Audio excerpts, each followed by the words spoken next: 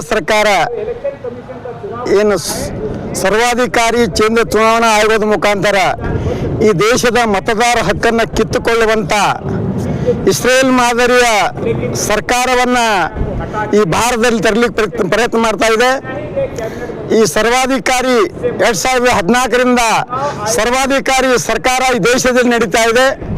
ಜನಸಾಮಾನ್ಯರನ್ನು ಮತದಾರರ ಹಕ್ಕಿನಿಂದ ಕಿತ್ತೆಸೆಯುವಂಥ ಒಂದು ಹುನ್ನಾರ ಈ SR ಪದ್ಧತಿಯಾಗಿದೆ. ಆ ಕಾರಣಕ್ಕಾಗಿ ಇವತ್ತು ನಾವು ಕೇಂದ್ರ ಚುನಾವಣಾ ಆಯೋಗಕ್ಕೆ ನಾವು SR ರದ್ದಾಗಬೇಕು.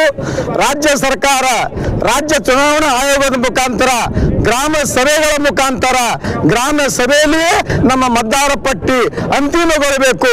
ಯಾಕಂದ್ರೆ ದಿಲ್ಲಿಯಲ್ಲಿ ಕುಂತಂತ ಸರ್ಕಾರ ಇವತ್ತೇನು ನಮ್ಗೆಲ್ಲ ಯಾರು ಸತ್ತಾರ, ನಮ್ಗೆಲ್ಲ ಯಾರು ಹುಟ್ಟಾರ, ನಮ್ಗೆಲ್ಲ ಯಾರು ಲಘು ಮಾಡ್ಕೊಂಡು ಹೋಗ್ಯಾರ, ಮತ್ತೆ ಯಾವಾಗ ಲಘು ಮಾಡ್ಕೊಂಡು ಬಂದಾಳ ಎಂಬುದು ನಮ್ಮ ಗ್ರಾಮದ ಖುಣ ಇರ್ತದ, ನಮ್ಮ ಗಲ್ಲ ಖುಣ ಇರ್ತದ. ಅದಕ್ಕೆ ಬೆಂಗಳೂರಿನ ಕೇಂದ್ರ ಚುನಾವಣಾ ಆಯೋಗ ದಿಲ್ಲಿಯ ಕುಂತು ಮತದಾರ ಪಟ್ಟಿ ಪರಿಷ್ಕರಣೆ ಮಾಡಬಾರ್ದು.